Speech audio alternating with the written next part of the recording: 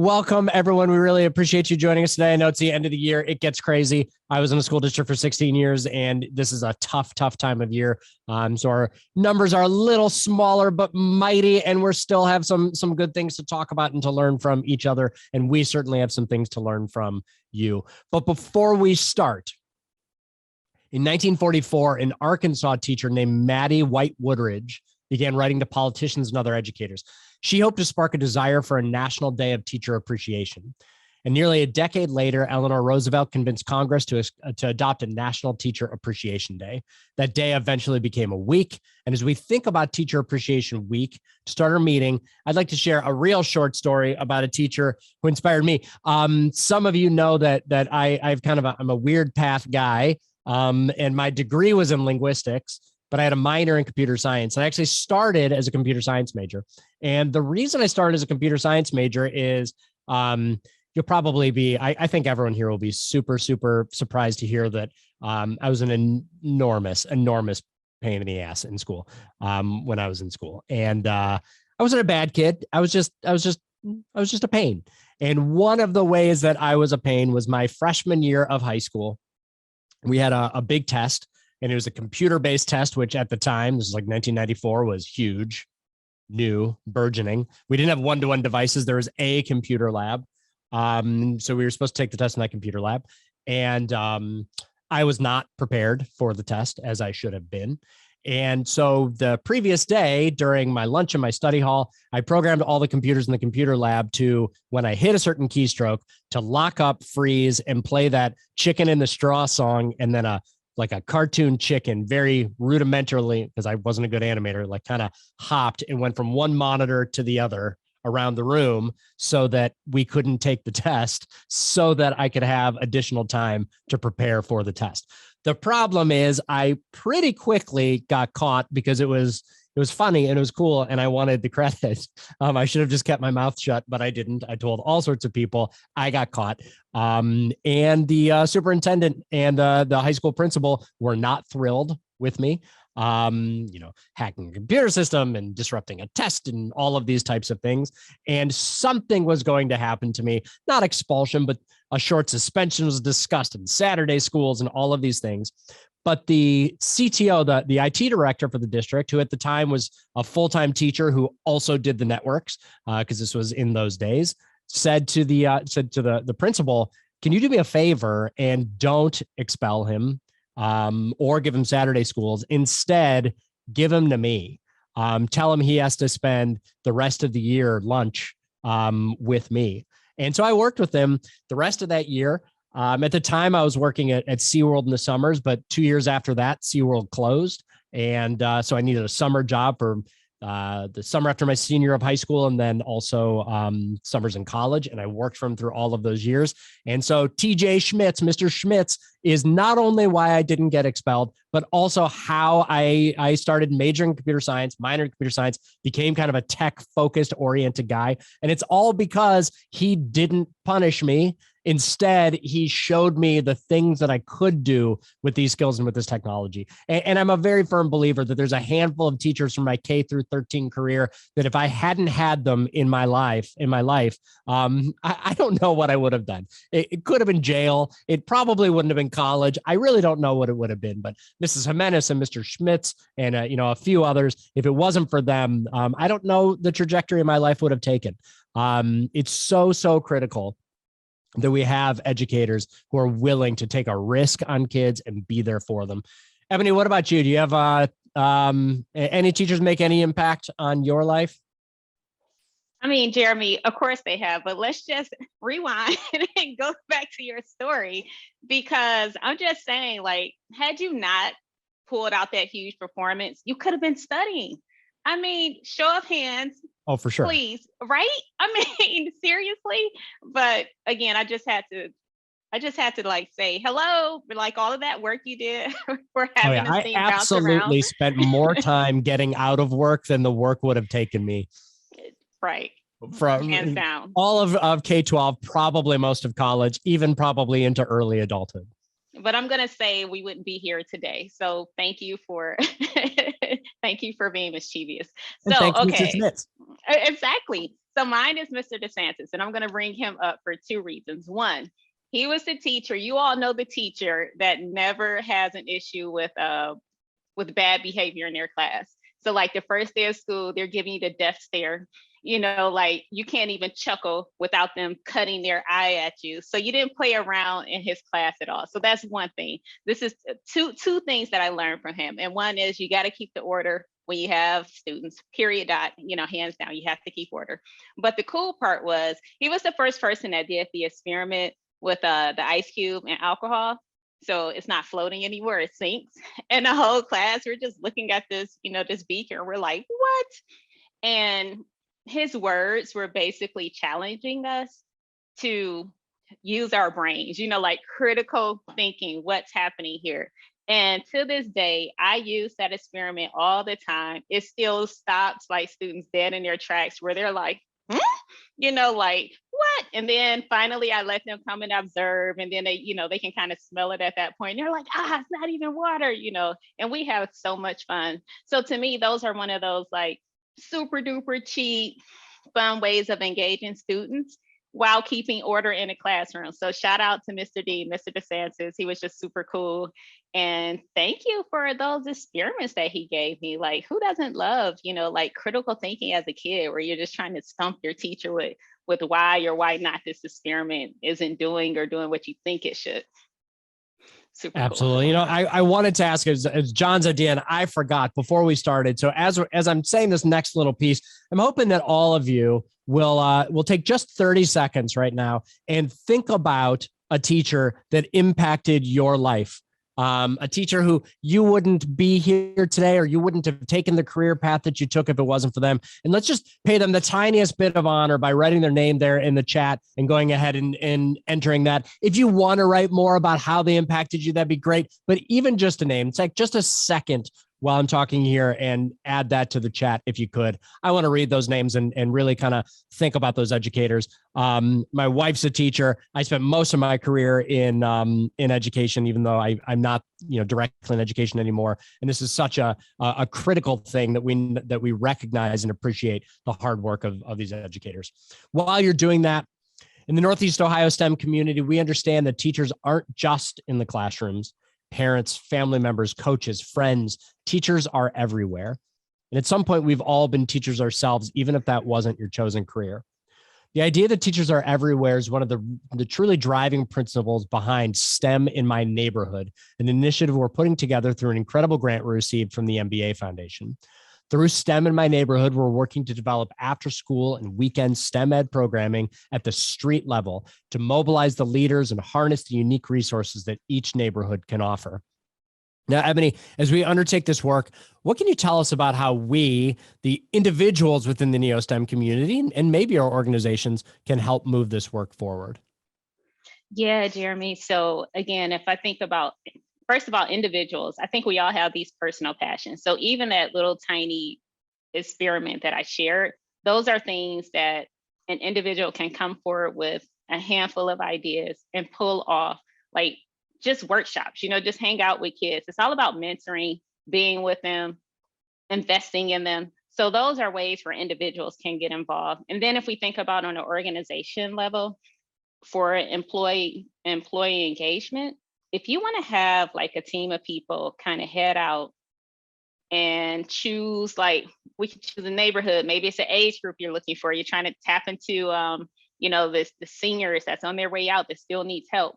These are all different kind of ways we can help impact STEM in our neighborhood. But the whole point is that we're going out into the neighborhood, you know, so we're not going to be at any of our amazing, you know, our aquariums, our science centers, and our museums. We're not going to be there. It's probably going to look more like the church, you know, basement, or the rec center, all those different ways where we're going to like bridge people, our industry, into the neighborhoods for these amazing opportunities.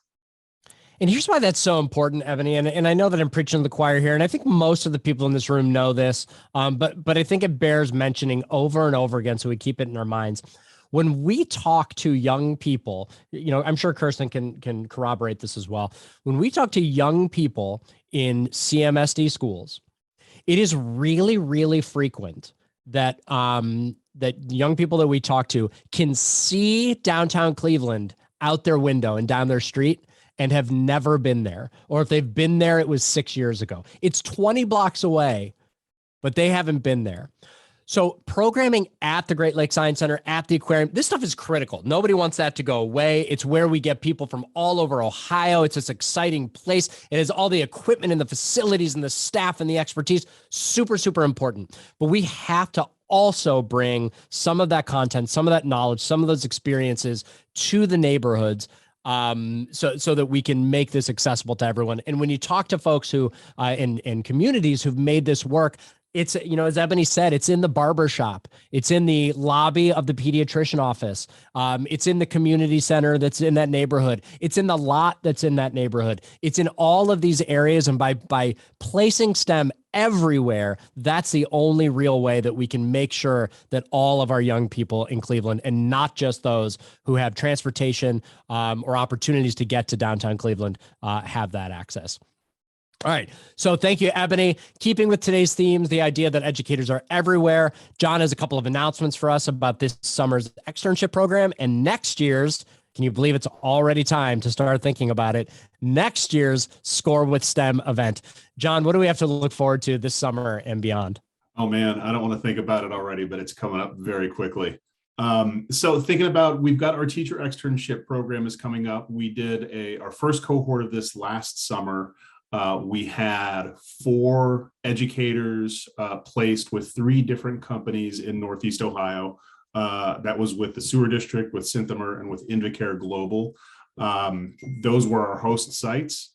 The educators were given the opportunity to really do some hands-on, in the laboratory, in the field STEM work, and to learn about the practical applications of STEM, and to take that knowledge out of the classroom, so that they could learn about it and then bring it back to their students and pass those messages on and those experiences on.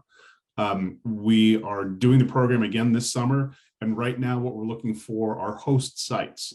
So if anybody who's on the meeting today or who's listening to the recording, if you've got ideas for host sites, people or companies that we think that might be good placements, let us know. I will drop an application form in the chat here shortly. Just so you know, there's a nominal fee for host sites. Those fees cover first and foremost the teacher stipends. We paid them last summer. We want to increase that pay this summer because we know that summertime is really valuable and really precious. So we want to make sure that it's worth their while and that it's an attractive opportunity. The host site fee also covers programming costs and the things that we need to do to keep the program working and going forward. This year, we're thinking about a hybrid model, meaning that the educators would spend a couple of days a week on site and then would go back and work remotely for a couple of days as well, so they can sort of plan out their experiences and how they want to bring that back and, sort of journal everything out. And we think it was a good experience for the educators and for the host sites alike. And I'm hoping I can ask Ebony, because at the time, Ebony was with the sewer district and was one of the employers. So Ebony, I wonder if you could tell us from that perspective, since we're looking for host companies right now, what did it mean for the sewer district and how did it impact the sewer district?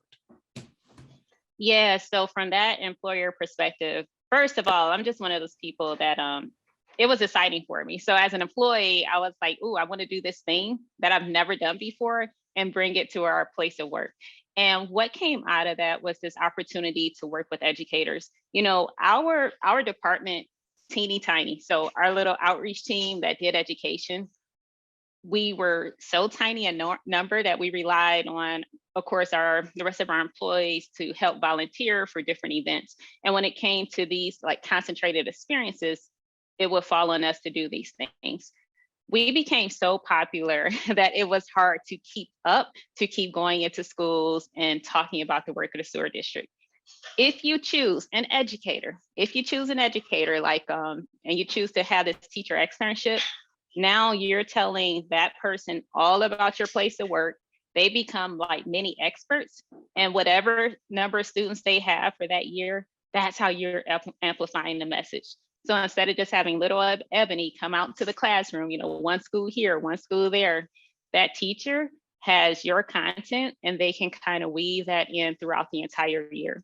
So I can tell you, we hosted two educators. I had a chance to visit both of them on site, and it was amazing. We had like wacky Water Wednesdays. I know the name was like much longer than that, but to just have your organization highlighted as part of the curriculum, that part is just, it's indescribable. So for us, it was a way to amplify our work without us physically having to be present. And may I add, putting it in the hands of an expert. I am not an educator, and I know that our teachers, they're the ones that's formally trained. They know what to do.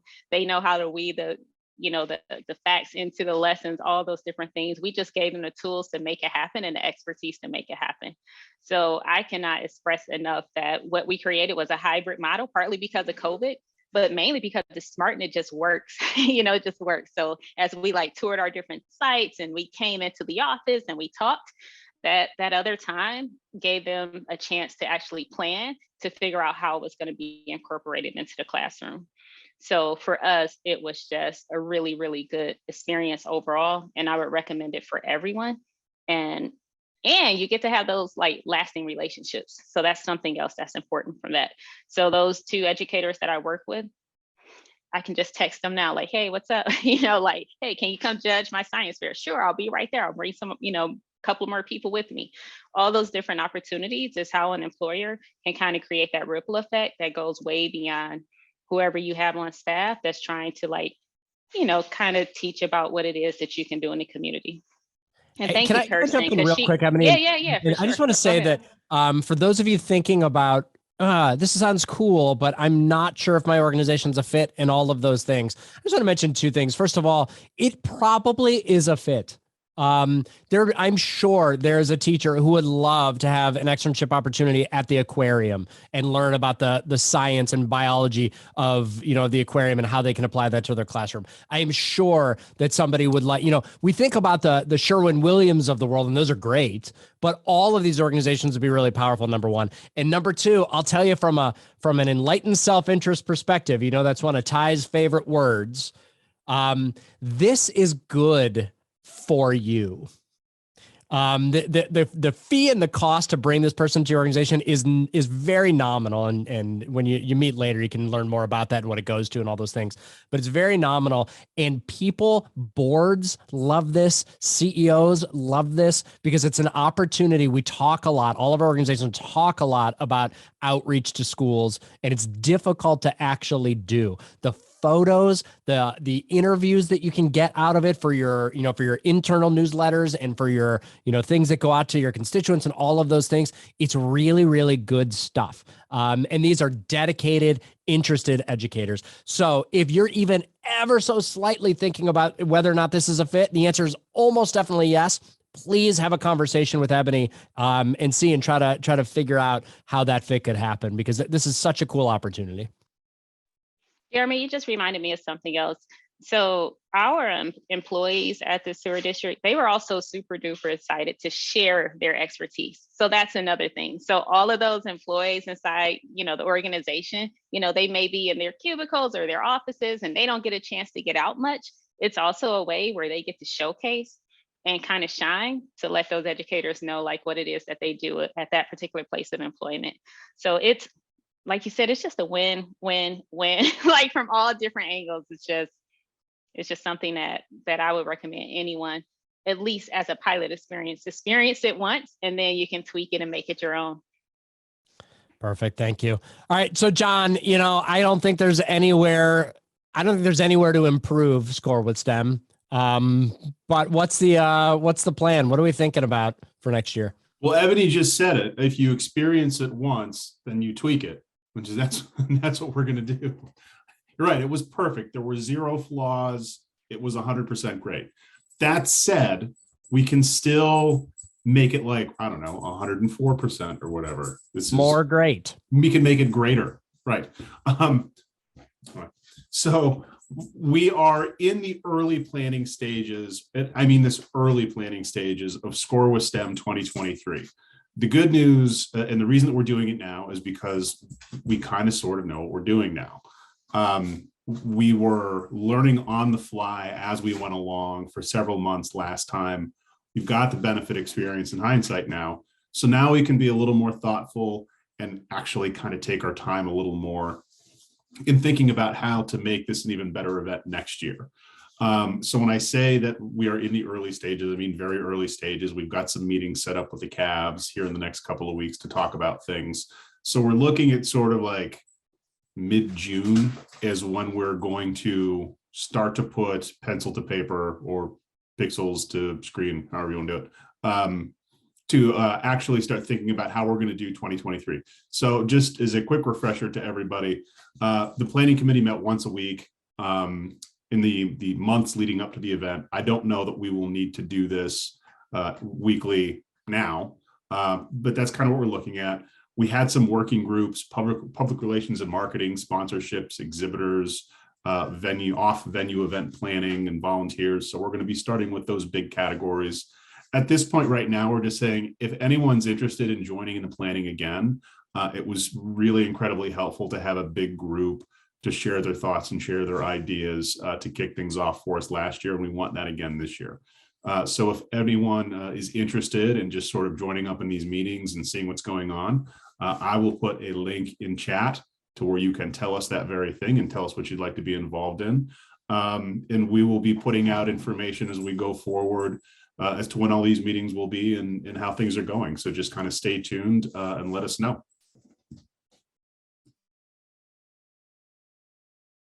Sorry, my microphone wasn't going there. Perfect. Thank you so much, John. I know I'm excited. We had a conversation a little bit earlier today where Ebony and Trisha from the Cavs were talking about the experience a little bit to drum up some interest for a session that they're actually going to be holding at the STEM Ecosystems Convening in Michigan that we've talked to you about in the past.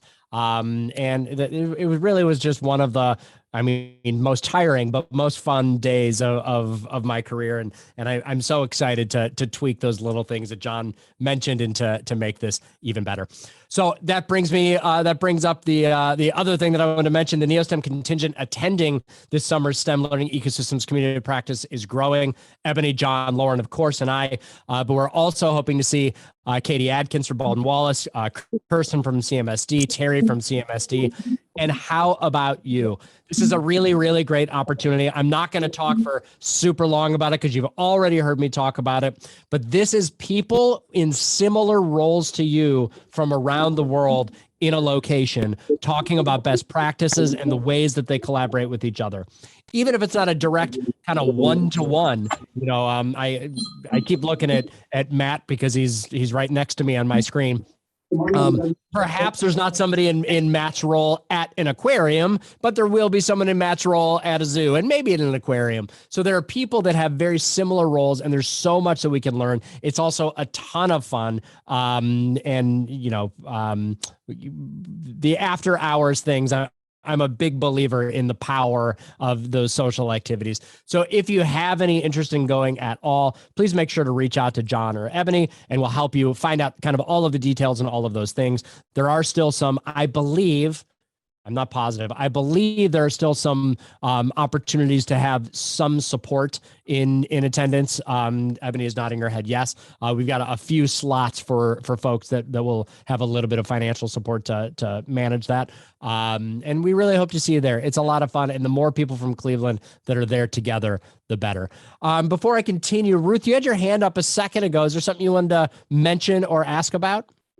I did. I have one question. One, I would like more information about the upcoming conference.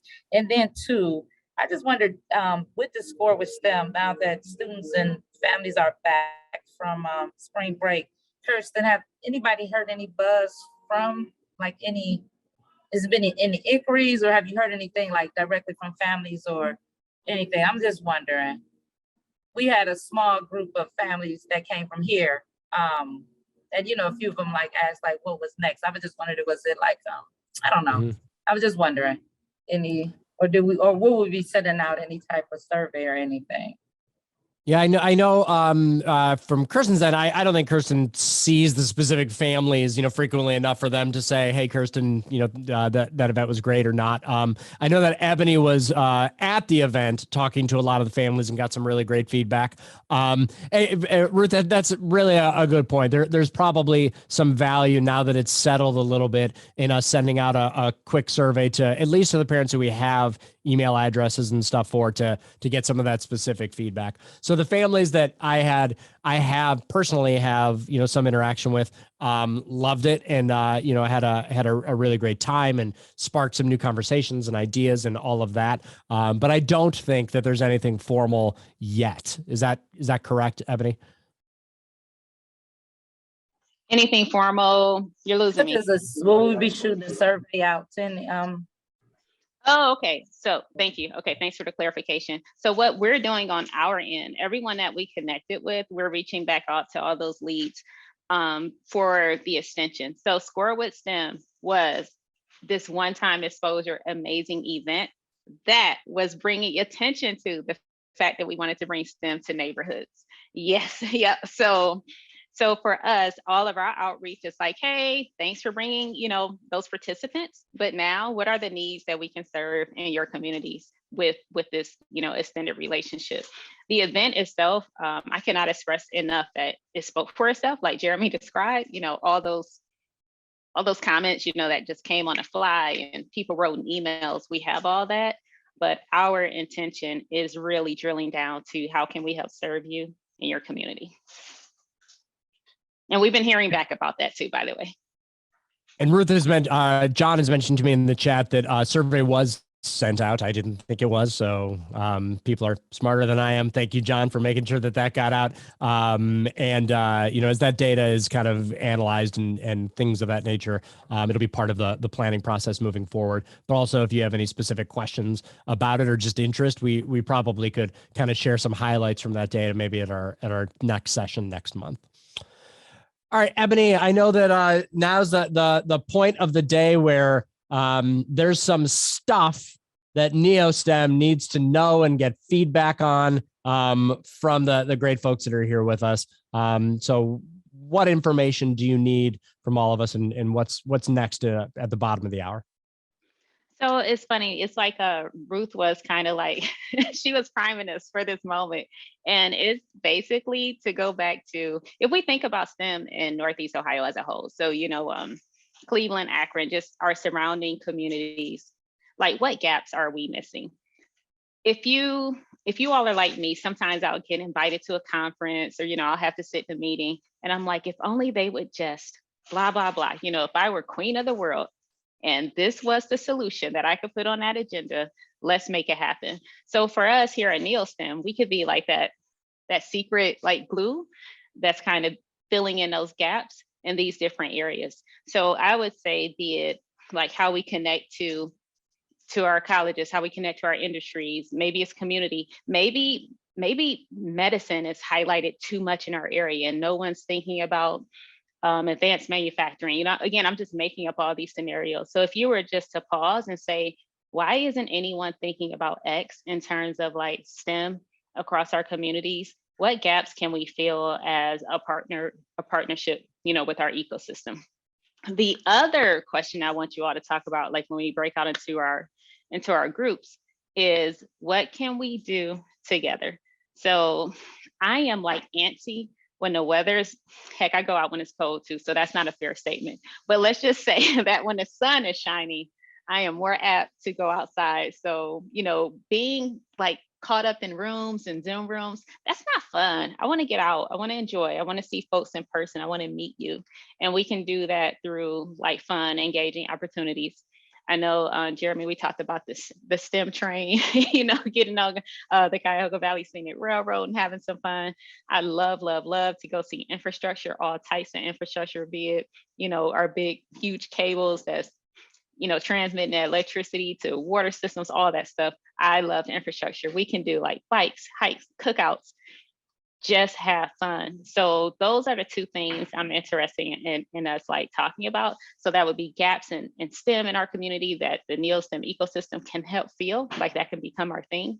And then this idea of how can we engage? I want to have fun. Let's have fun.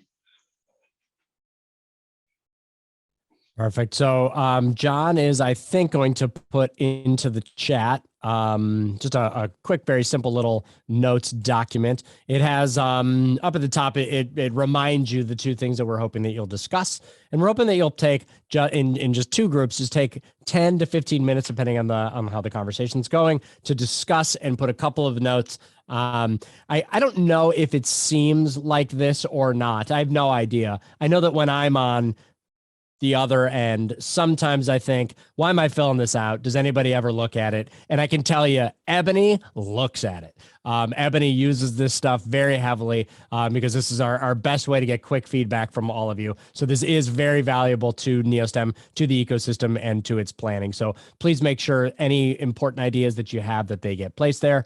And we're going to go ahead and break into a couple of groups right now. And we will see you all back here in 10 to 15 minutes.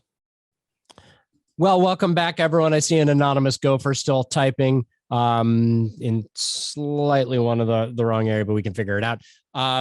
So a couple of things that we're seeing in here before we close out. What gaps in STEM have you seen? Gaps in equity and inclusion. It's obviously something we keep talking about. Why? Because it's insanely critical and also insanely difficult to tackle. I think we're doing a good early stage job, but we do have to figure out how to. And this is a conversation I've had with Milani before.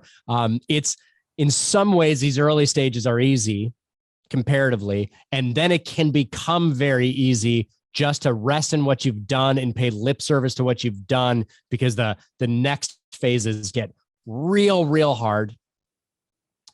Students and families of color don't know necessarily what's available, and I think that Ebony's work on neighborhood focused events is going to serve to address this a lot. What are the things that we want to do to get people kind of together? I like this train idea. I don't know how feasible it is. I'm a big fan of the. I don't know if you've ever done the Ales and Rails day, but it is a lot of fun. You get in the Cuyahoga Valley National Park and you stop and have a beer from a different microbrewery at each of the stops. And it's a ton of fun. And I think we could do a thing like that, but where there's a STEM activity at each location. So you get onto the train, you get off the train. I am positive that that's an experience that a lot of our targeted young people have not had yet. Working collaboratively with other community groups to maximize the impact of programs and their reach. Looking down at Ruth's group, Kristen and Amy. The public library is happy to host, which is exciting, and there's locations all over the place. So Ebony, that's going to be a really big one for us for places of access. Cooking, I do love the idea of cooking. There's a possibility. Some of you know that I'm on the board for Edwin's. If we do a cooking dinner, there's probably a reasonable chance that I could get some of the Edwin students and probably Brandon and others to come and help with all of that technology in the kitchen.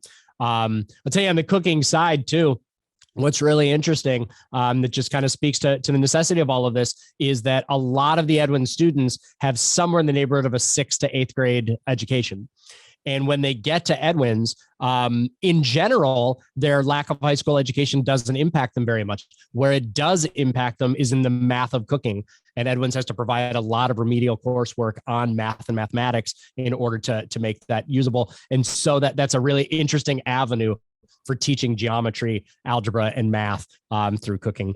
The theaters, absolutely. Osella and Grant, the wetland education in Warrenville. Some really great ideas there. All right, folks, you know that I'm a major stickler for not keeping anybody longer than 5, but also because Ebony and Milani like me to say it, I am happy to stick around for anybody who would like to continue any of these conversations. So I'll stick around. Nobody's taken me up on it yet, but I will stick around. I'm sure Ebony will as well. Thank you all for being here. We'll be back together next month where I'm hoping one major part of that conversation, if not the whole conversation, is Milani's forthcoming report on the state of STEM and STEM programming in Northeast Ohio, the gaps, the exemplars. And there's a ton of actionable content in there, I think. She won't even let me see it, but I think there's a ton of actionable content in there. And I think it's a really good opportunity for us all to learn. So we will see you all next month.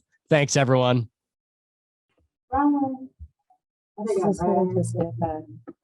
What kind of bags they got? See, Melanie makes me say it and nobody ever stays.